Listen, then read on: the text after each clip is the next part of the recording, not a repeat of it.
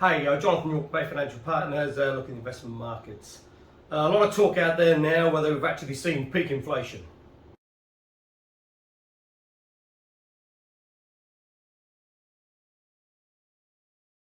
Because certainly there is some anecdotal evidence that potentially inflation may have peaked. You've seen quite a drop in oil prices over the last sort of 4 to 5 weeks. Also starting to see a little bit of a drop in commodity prices, especially grains.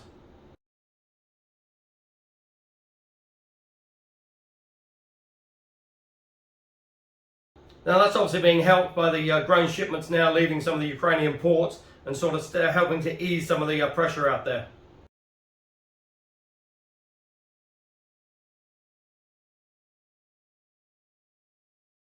And that was certainly backed up by the latest, some of the latest price inflation coming out of the US.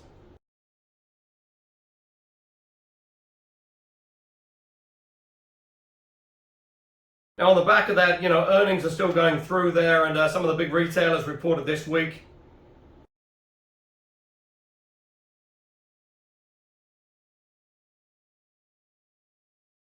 Most notably, Walmart, that came out with a reasonable set of results, but also more importantly, the guidance was sort of left pretty much unchanged as well, which potentially points to still a relatively resilient US consumer.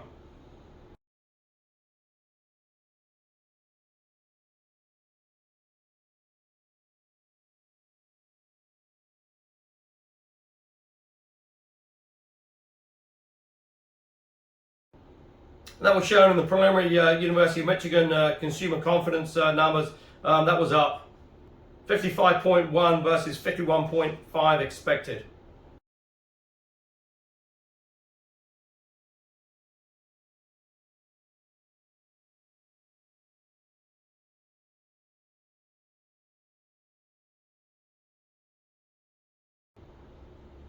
And certainly the 10-year is still sort of holding below that sort of 3% level, currently trading around 284.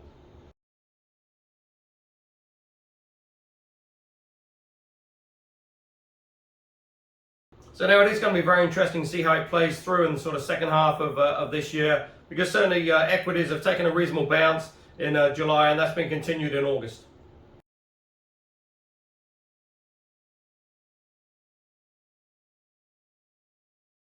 So that sort of indicated oil, is back below that $100 a barrel, currently trading around $92 a barrel.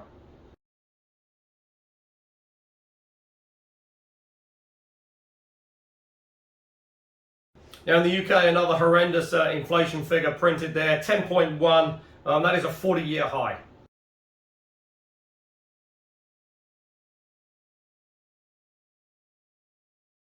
But on the positive side, the GDP, latest GDP numbers, that was only down 0.1, where they're expecting down sort of 0.3, 0.4.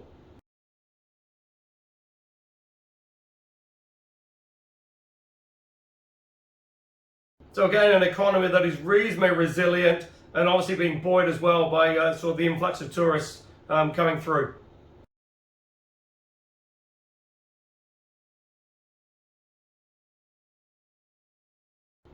Although there are some issues out there still with a heat wave going through in the UK, and potentially some of the schools are now talking when they're going back in September of maybe looking at a 3-day week. One, because of the shortage of staff with COVID and sort of winter illnesses coming through, but also as well on the increased energy costs.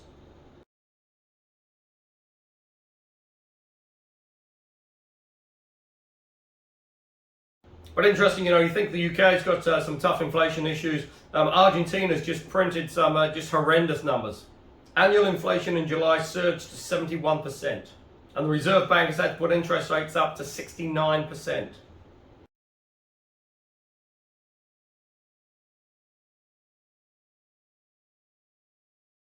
Now Europe's still pushing along at a pretty good rate, really being buoyed by a pretty reasonable tourist season going through.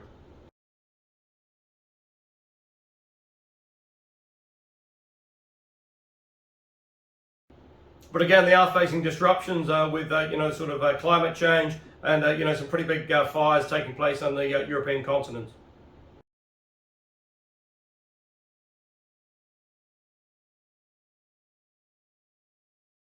But obviously, the big issue that Europe has to come to terms with is its reliance on Russian oil and gas.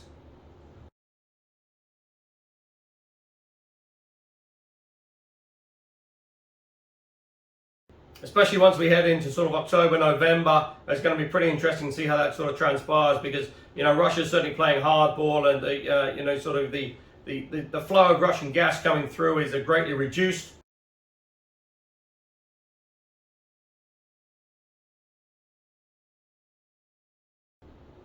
Now, obviously in the summer that's not such a big issue, but come winter time that's going to have some major implications.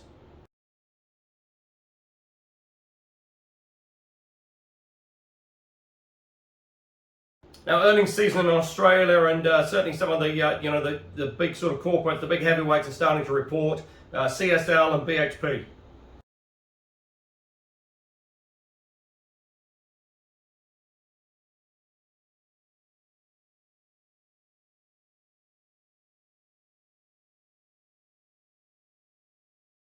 Now, BHP really did sort of hit it out of the park there, $21.3 billion.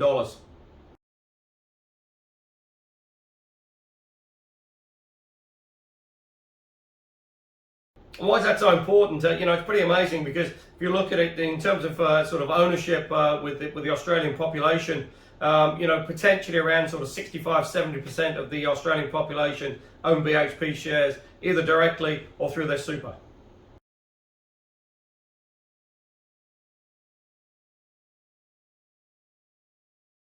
But it's also a pretty important cog in the Australian tax and royalty collection system as well, because BHP this year will potentially pay around 10% of all taxes and royalties collected.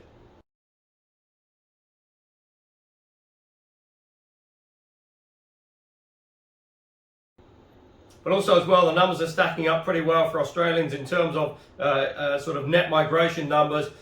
More people are coming into Australia than are leaving.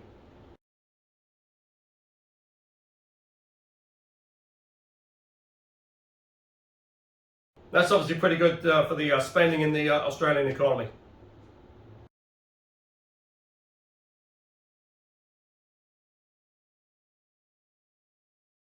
Now, here in New Zealand, as expected, the Reserve Bank put up the OCR to 3%.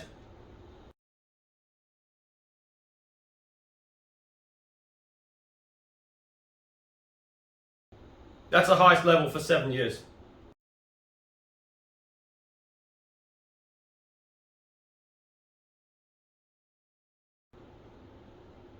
And certainly the commentary that accompanied that sort of seems to imply that further rate hikes are on the cards, potentially taking the OCR to over 4%.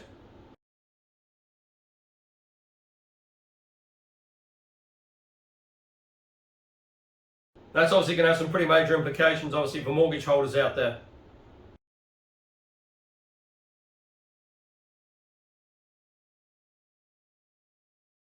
Now, here in New Zealand as well, has inflation peaked? Certainly, sort of gas at the pumps are starting to fall a little bit. It's come way off that sort of $3 a litre.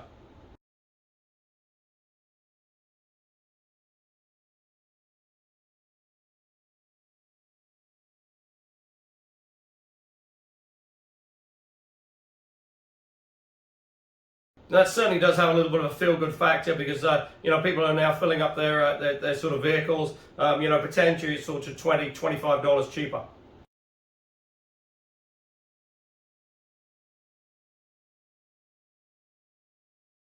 Reporting season here in New Zealand as well, and certainly Contact Energy had some pretty reasonable results. Also being helped as well by ongoing discussions with the Tiwai Point.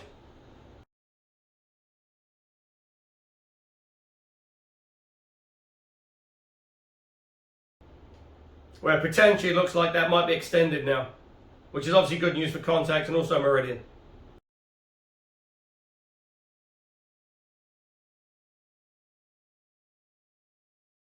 So obviously as rates are rising, it's obviously bad news for mortgage holders, but obviously a little bit of positive news out there for savers as sort of term deposit rates do start to edge up a little bit.